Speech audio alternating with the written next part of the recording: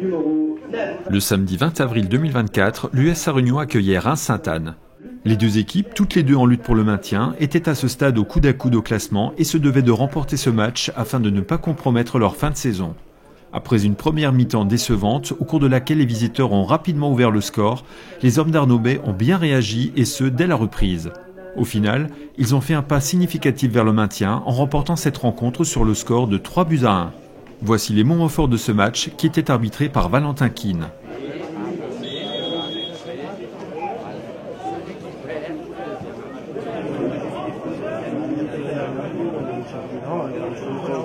À la 18e minute, Ilyes Benmirok s'échappe et centre pour Scott Quillet qui trompe Chouvert.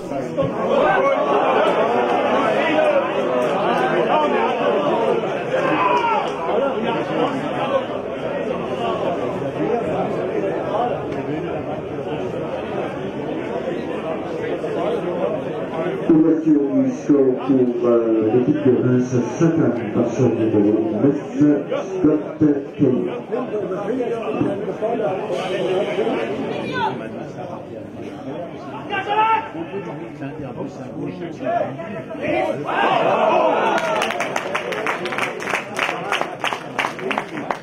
La suite de la première période restera sans grand relief, mais dès la reprise, les choses s'accélèrent. Lancé par Marc Jourdan, Gédéon Mulenda prend tout le monde de vitesse et égalise.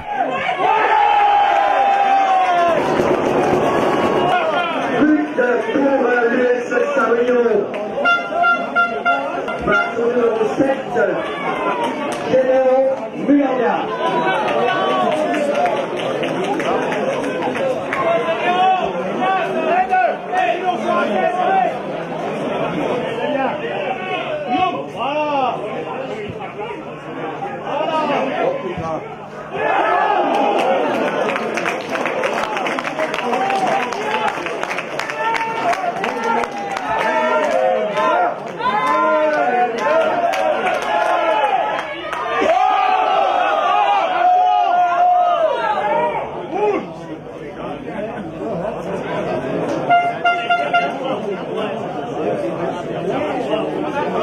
Changement pour l'US Sarre-Union, sortie du numéro 11, Ismaël Fourneau,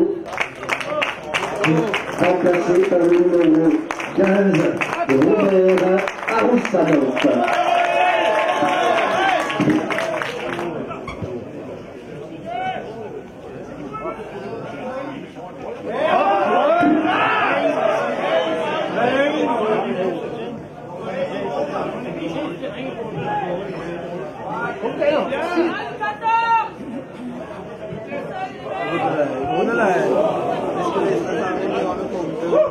À la 63e, Gédéon Mulenda double la mise en reprenant de la tête ce corner de Robert Arustanoff.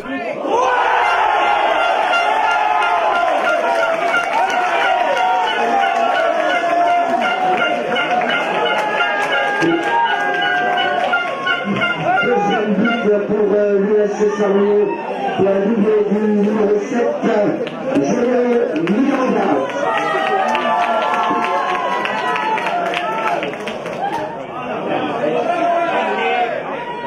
À la 76e, Robert Arustanoff est accroché dans les 16 mètres et c'est un pénalty pour Sarre-Union.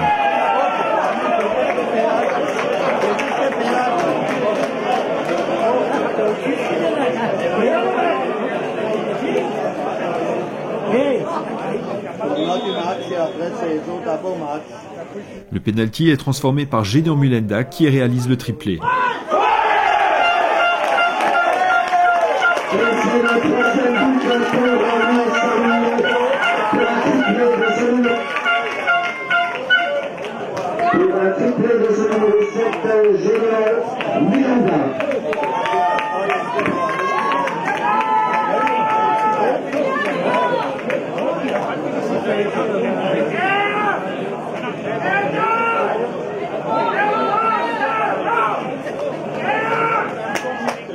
Changement pour l'US Sarre-Union, sortie du numéro 10, Lucas Schnepp, remplacé par le numéro 13, Noyan Binder.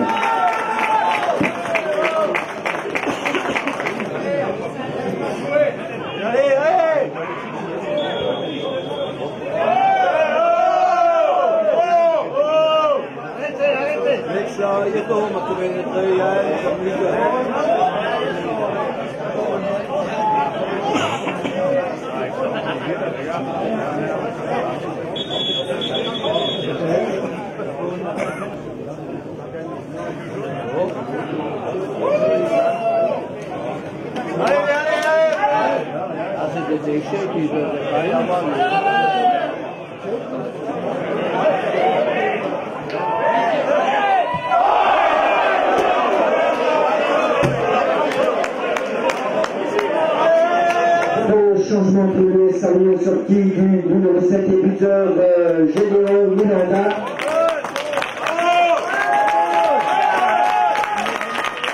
Remplacé par le numéro 14 Manix Cody.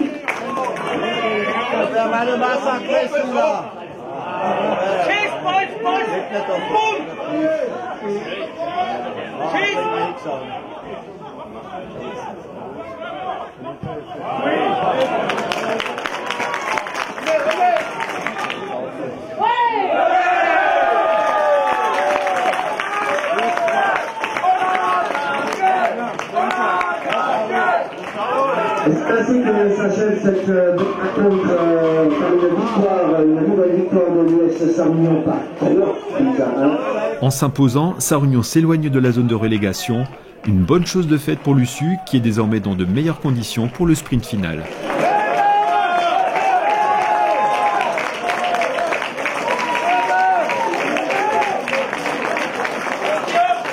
On prend la fâcheuse habitude de mal démarrer nos matchs. C'est pas la première fois. Ça a été le cas contre Raon et on a su inverser la tendance. Ça a été le cas contre le 0-6.